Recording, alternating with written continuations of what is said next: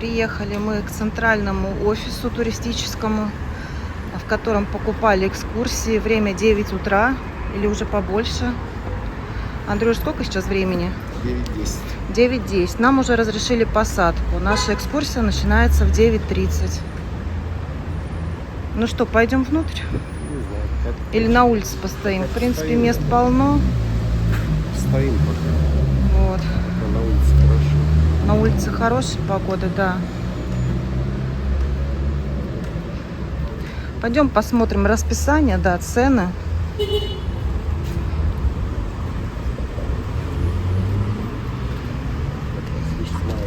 Сентябрь.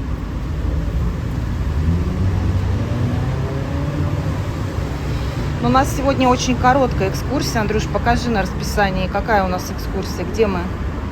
Мы же есть здесь тоже где-то в этом перечне.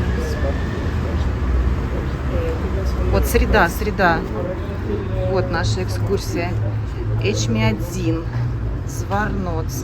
Я знаю Зварноц, вот аэропорт Зварноц, а Зварноц еще и город, да, наверное, есть. Сейчас мы все узнаем. Грузию можно. Даже в Грузию. Даже интересно, тут с ночевкой, видишь, написано. Обзор, обед, обзорная экскурсия, свободный вечер. То есть, ну так, интересненько тоже. Такая богатая программа. Видите, на автобусах есть номера. Вот автобус номер 2, а у нас автобус номер 1, нам сказали. Мы взяли с собой рюкзак. В рюкзаке у нас 2 бутылки воды. Хотела сказать вина. Неплохо было бы, если бы вина, но у нас 2 бутылки воды.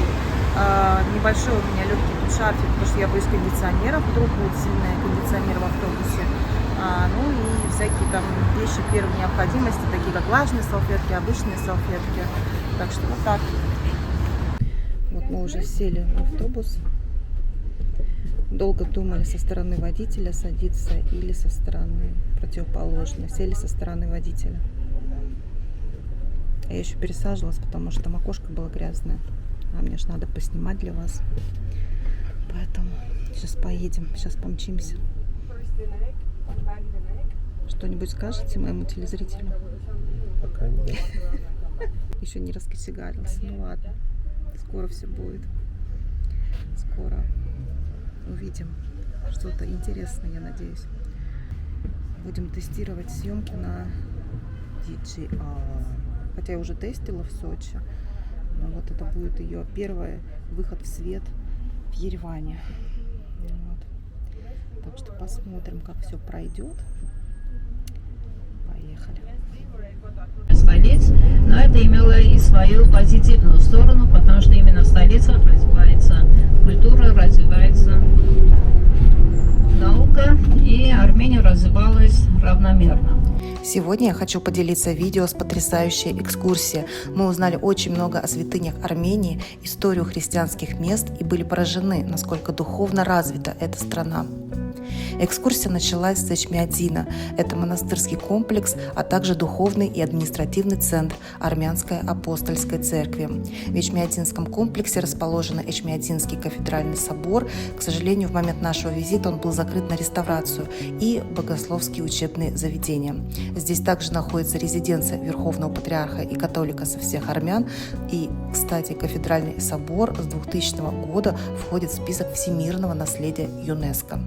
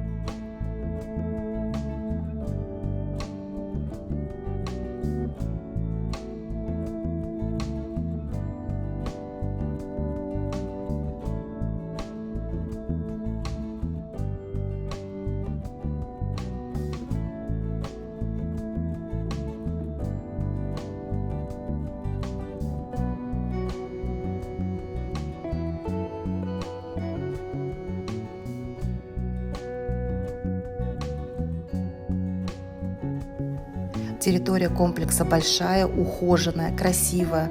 Воздух пропитан молитвами, верой и надеждой. Внутренне в душе ты это ощущаешь. Приезжайте, чтобы проверить. Выходишь после экскурсии вообще совершенно с другим настроением.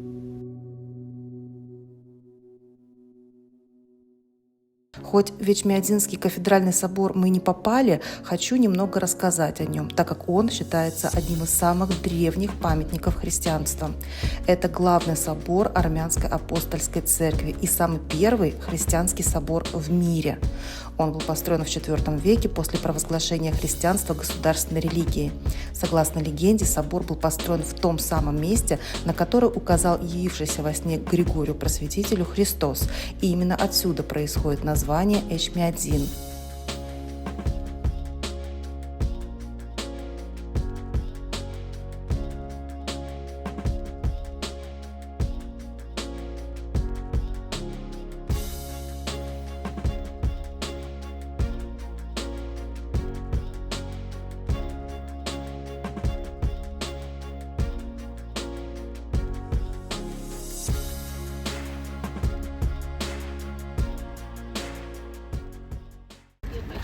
Были в 17 веке в западной части Армении. Это реставрация, не реставрация, а реплика этих очков. Нашла один интересный, такой, знаете, попсовый факт. В этом кафедральном соборе крестила своих детей звезда Ким Кардашьян. Кстати, сама Ким и ее сестра Кортни тоже прошли здесь крещение. Но вернемся к религии и почему мы хотели посетить именно эту экскурсию. Все дело в том, что нам хотелось понять, к какой церкви ближе армянская апостольская церковь. Одни считают армянскую церковь православной, другие уверены, что армянская церковь – это часть римско-католической церкви. Но оказалось, что ни то, ни другое из этих утверждений неверное. Христиане Армении стоят особняком от двух миров – православного и католического. Армянская апостольская церковь – это национальная церковь армян, и она относится к группе древневосточных православных церквей. История становления была сложной. В античные времена Армения находилась то под властью Византии, то под властью Персии. Персидские цари предпринимали попытки уничтожить христианство в Армении. И когда персы захватили и разорили страну, они взяли в плен священнослужителей армянской церкви во главе с католикосом. И целых 30 лет армяне вели партизанскую войну против Персии, пока шах не подписал мирный договор между Арменией и Персией, где полностью признавались права армянского народа на свободу исповедания христианства.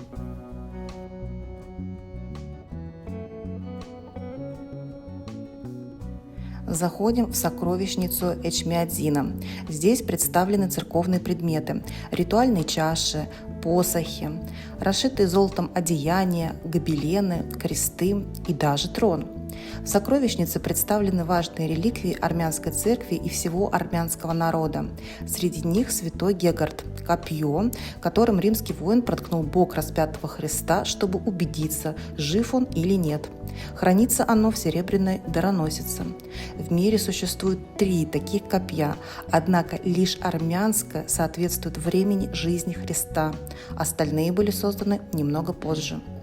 Вторая реликвия – частица Ноева ковчега, также хранится в дароносице.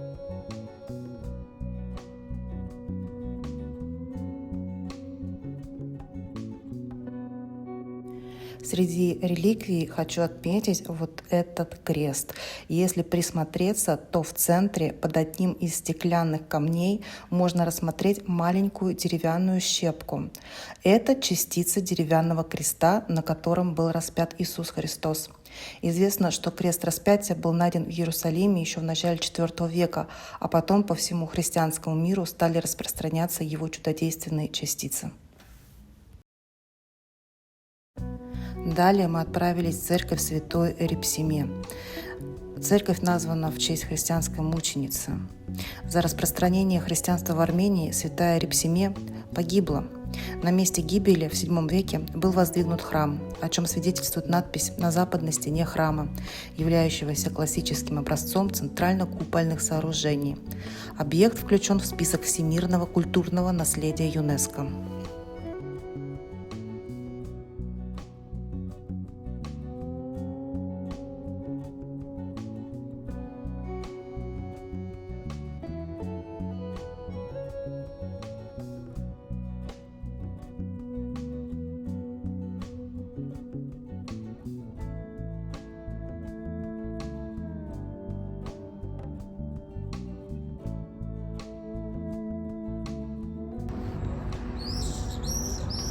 такая красивая церковь. Только что нам провели очень-очень интересную по ней экскурсию. Прекрасный солнечный день.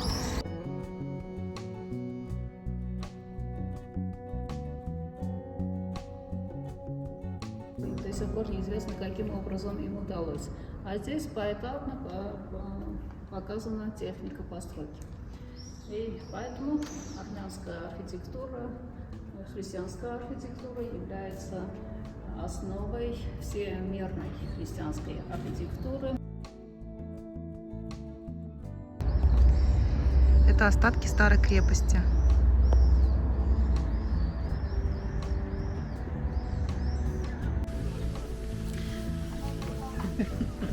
Итак, мы приехали на следующий объект нашего сегодняшнего экскурсионного дня в храм Святой Гаене.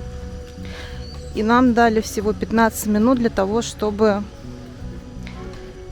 посмотреть эту достопримечательность.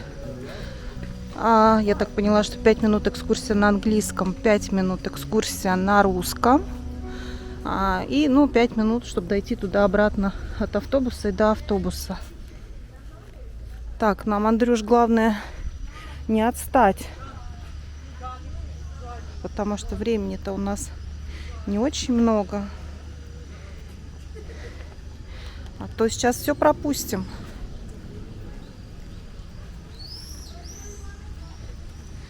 Входим через ворота.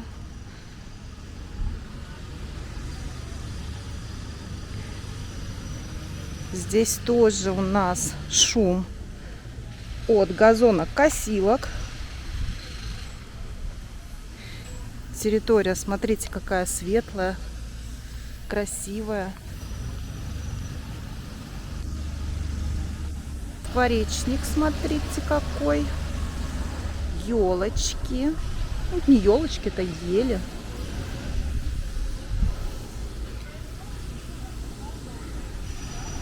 Вот такая очень зеленая территория. Небольшая, но очень ухоженная. Просыщаешься этой энергией и вообще такие эмоции приятные. Мне очень понравился храм Святой Гаене. Небольшой, но внутри пространства оно как будто бы больше, чем снаружи. Такие ощущения. И сейчас мы едем в Зварноц. Вот. Очень давно хотела его увидеть. Сейчас посмотрим. Завершилась прогулка посещением изумительного храма Зварноц, а точнее того, что от него осталось. А вообще храм Зварноц представлял собой результат огромного опыта и творческого потенциала армянских архитекторов 7 столетия. Будучи основанным на колоннах, он простоял до 10 столетия. В начале 20 века, когда на этом участке велись раскопки, многие специалисты с трудом могли принять модель реконструкции, разработанную известным армянским архитектором Торосом Тараманяном, поскольку трудно было представить, как было возможно создать такое сложное строение в те времена. Объект включен в список всемирного культурного наследия ЮНЕСКО. Как необычно ходить по древнейшему храму. Хорошо, что сохранили. То, что смогли сохранить, но сохранили все же. Здесь так тихо, только птички чирикают.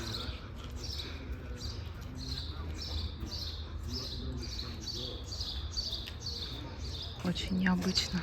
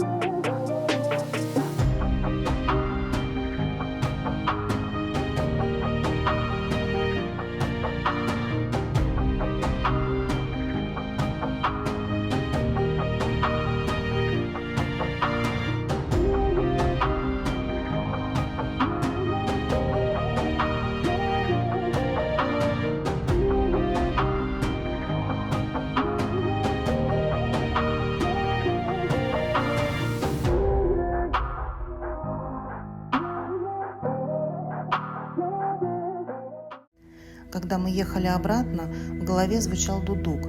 Ну а как, если эта мелодия может описать всю красоту, которую мы сегодня увидели, и грусть, которую испытываешь, понимая, какую сложную историю и какой непростой путь прошел народ Армении за право исповедовать свою религию.